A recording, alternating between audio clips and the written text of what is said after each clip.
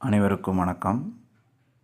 தாயை இழந்து கஷ்டப்படுற எத்தனையோ பேத்துல நானும் இப்போ ஒருத்தன். தாய் இருக்கும்போது அவங்களோட அருமை தெரியாது, இல்லாத போது அவங்க அருமை தெரியும்னு சொல்லுவாங்க. எனக்கு இருக்கும்போது தாயோட அருமை தெரியும். எங்கள் அம்மா இல்லாமல் ஆனால் என்ன ஆகுன்னு எனக்கு தெரியும். எங்கள் அம்மா இறந்து ஒரு 2-3 மாதம் தான் ஆச்சு. இந்த மன வலியை விட்டு நான் எப்படி வெளியே வருவேங்கிறது எனக்கு தெரியாது. ஆனால் ஒன்றே ஒன்று, எங்கள் அம்மா என்னென்ன சொன்னாங்களோ அதெல்லாம் ஃபாலோ பண்ணுறது, எங்கள் அம்மா எதெல்லாம் பண்ணுவாங்களோ அதெல்லாம் நான் பண்ணுறது, எங்கள் அம்மாவுக்கு எதெல்லாம் பிடிக்காதோ அதெல்லாம் நான் விடுறது, எங்கள் அம்மாவுக்காக நான் என்னென்ன செய்கிறேனோ அது அவங்க ஆத்மாவுக்கு போய் சேரும்.